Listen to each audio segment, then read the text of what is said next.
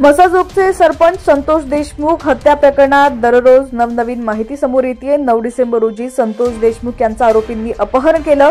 यानंतर त्यांनी देशमुखांची अमानुष हत्या केली। हत्येची घटना उघडकीस आल्यानंतर महाराष्ट्रातील राजकीय वातावरण ढवळून निघालं। या प्रकरणातील मुख्य आरोपी वाल्मिक कराडशी असलेल्या संबंधांमुळे अजित पवार गटाचे नेते धनंजय मुंडे यांना आपल्या मंत्रिपदाचा राजीनामा देखील द्यावा लागलाय। आता या प्रकरणात नवीन खुलासा समोर आलाय। संतोष देशमुख यांची हत्या व्हायच्या 3 दिवस आधीच त्यांना हत्येची टीप मिळाली होती, तरीही त्यांनी याकडे दुर्लक्ष केलं। तेव्हाच त्यांनी योग्य ते पाऊल उचललं असतं तर कदाचित संतोष देशमुख आज जिवंत असते, त्यांचा जीव गेला नसता, अशी नवीन माहिती पोलीस तपासातून समोर आली आहे। संतोष देशमुख हत्या प्रकरणात आरोपींच्या मुसक्या आवळण्यासाठी काही गोपनीय साक्षीदारांचे कबुली जबाब महत्त्वाचे ठरले। याच कबुली जबाबातून ही धक्कादायक माहिती उघड झाली आहे। खरं तर 6 डिसेंबर रोजी सुदर्शन घुले आपल्या काही साथीदारांसह पवनचक्की कंपनीच्या अधिकाऱ्यांकडे खंडणी मागायला आला होता। यावेळी त्यानं कंपनी बंद पाडण्याचा प्रयत्न केला। तसंच घुलेचा संतोष देशमुख यांच्यासोबत वाद झाला।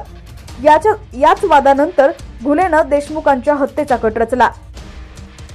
ही वादावादीची घटना घडल्यानंतर आरोपींसोबत असणाऱ्या एका गोपनीय साक्षीदारानं 6 डिसेंबर रोजी संतोष देशमुखांना फोन केला होता। सुदर्शन घुले आणि त्याची गँग तुम्हाला सोडणार नाही अशी माहिती गोपनीय साक्षीदाराने संतोष देशमुखांना दिली होती। मात्र देशमुखांनी याकडे दुर्लक्ष केलं।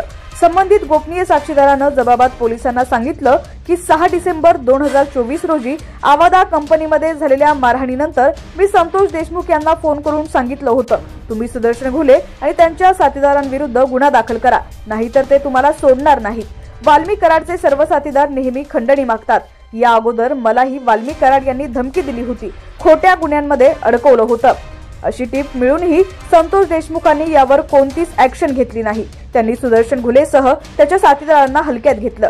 ही टीप मिळाल्याच्या 3 दिवसांनी आरोपींनी संतोष देशमुखांचं अपहरण करून त्यांची अमानुष हत्या केली। देशमुखांनी कदाचित त्याच वेळी पोलीस ठाण्यात गुन्हा दाखल केला असता तर कदाचित आजचं चित्र वेगळं असतं, अशी नवी माहिती पोलीस तपासातून समोर आली आहे।